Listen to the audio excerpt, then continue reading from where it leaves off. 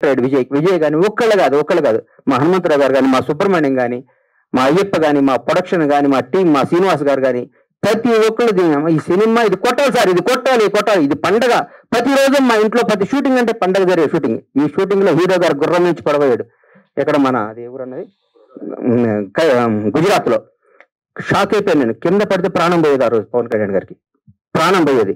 మాకు తెలియదు ఆ గుర్రం మా మాట్లాడదని. డైరెక్టర్ ఉన్నాడు, నేనున్నాను. గుండె ఆగిపోయింది. ఆ రోజు పొరపాటున ఎన్ని ప్రమాదాలు తట్టుకున్నామండి ఈ సినిమాలో, ఎన్ని ప్రమాదాలు.